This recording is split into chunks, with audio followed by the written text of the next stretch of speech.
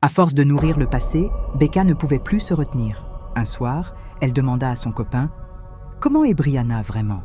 Il répondit calmement « Brianna est brillante, passionnée par son travail, indépendante. Elle est incroyable, elle inspire les autres. » Becca sentit un nœud se former dans sa poitrine. Chaque mot résonnait comme un coup invisible. Brillante, indépendante, incroyable. Tout ce qu'elle avait vu sur les réseaux semblait soudain plus réel, plus cruel. Puis elle continua, la voix tremblante. « Et pourquoi vous avez rompu ?» Il répondit avec franchise, sans hésitation. Ce n'était pas un manque d'amour, je l'aimais vraiment. Mais elle était trop indépendante, trop concentrée sur sa vie et son travail. Elle n'avait pas assez de temps pour une relation. C'est pour ça que ça n'a pas fonctionné.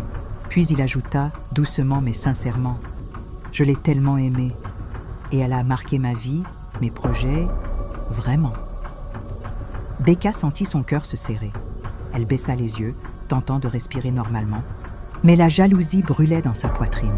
Alors, d'une voix plus dure qu'elle ne voulait l'admettre, elle demanda « Entre moi et elle, laquelle tu as le plus aimé ?» Son copain la regarda et pour la première fois, il comprit. C'était de la jalousie, pure et simple.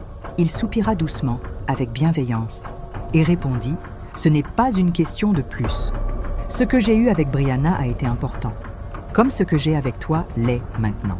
Ce n'est pas une compétition. » Mais pour Becca, rien ne pouvait effacer le poids des mots qu'il avait dits sur Brianna. Chaque sourire, chaque réussite, chaque poste de Brianna devenait un rappel silencieux qu'elle n'était pas elle, qu'elle ne le serait jamais. Sans s'en rendre compte, son obsession grandit. Jour après jour, elle scrutait, analysait, mémorisait tout sur Brianna. Chaque détail, chaque geste, chaque réussite